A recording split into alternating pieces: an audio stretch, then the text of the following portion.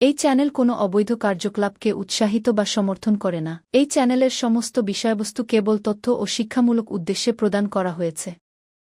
যদা যদা হি ধর্মস্য গ্লানির্ভবতি ভারত অভ্যুত্থানমধর্মস্য তদাত্মানং সৃজামি। পরিত্রাণায় সাধুনাং বিনাশায় চ দুষ্কৃতং ধর্ম সংস্থাপনার্থায় সম্ভবামি যুগে যুগে। নমস্কার বন্ধুরা, জ্যোতিষী এবং তন্ত্রবিদ শান্তনু বন্দ্যোপাধ্যায়ের অডিও ইউটিউব চ্যানেলে আপনাদের স্বাগত জানাই। এখানে শ্রী শান্তনু বন্দ্যোপাধ্যায়ের বহুল প্রচারিত জ্যোতিষ টোটকা এবং ফলাফল আপনাদের সুবিধার জন্য তুলে দেওয়া হলো। এখানে আপনারা অডিও ফরম্যাটে নানা রকম রিপ্রেজেন্টেশন হবে গ্রাফিকের, তার মাধ্যমে আপনারা এই ভিডিওগুলো দেখতে পারবেন খুব সহজেই। যারা যারা জীবনে নানান সমস্যায় জড়িয়ে পড়েছেন এবং সহজ সমাধানের পথ খুঁজে পাচ্ছেন না, তারা দ্রুত যোগাযোগ করুন আমাদের এই বুকিং নাম্বার। দেখবেন তলায় স্ক্রোলে বুকিং নাম্বার যাচ্ছে। আমাদের বুকিং নম্বর হলো 9830143048। সকাল 11টা থেকে সন্ধে 7:30 মানে 7:30 পর্যন্ত এর মধ্যে আপনারা ফোন করবেন। প্রেম, বিয়ে, বিচ্ছেদ, চাকরি, ভাগ্য, রাশি, যে কোনো সমস্যায় দ্রুত যোগাযোগ করুন এই নাম্বারে। নাম্বারটি ভালো করে দেখুন এবং নিচের স্ক্রোলগুলো ভালো করে আপনারা ফলো করুন। সিঁড়ির নিচের অংশ অনেকেই আস্তাকুর হিসাবে ব্যবহার করেন, মানে ভাঙাচোরা জিনিসপত্র জমিয়ে রাখেন। এর ফলে কি হয়? ভাগ্যোন্নতি আটকে যায়। আজকে আমরা আলোচনা করব সিঁড়ির তলায় কোন কোন জিনিস রাখা নিষিদ্ধ। জ্যোতিষশাস্ত্রের একটি গুরুত্বপূর্ণ অংশ বাস্তু।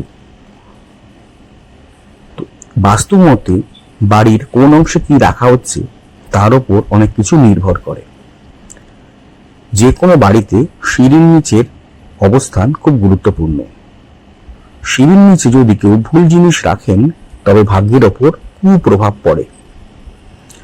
আজকে আমরা বাস্তু মতে জেনে নেব সিঁড়ির নিচে কোন কোন জিনিস রাখা অপরাধ বা নিষিদ্ধ। বহু মানুষই সিঁড়ির নিচে জুতো খুলে রাখেন।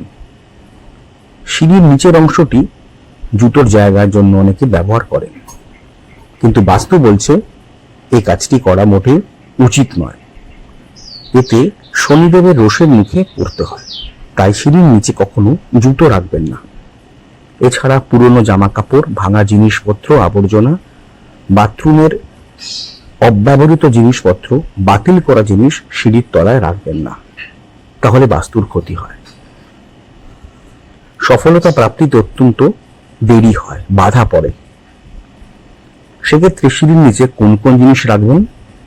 উত্তর পূর্ব এবং উত্তর পূর্ব দিকে, উত্তর দিক, পূর্ব দিক অথবা উত্তর পূর্ব দিকে দেবতাদের দিক বলে আমরা জেনে থাকি।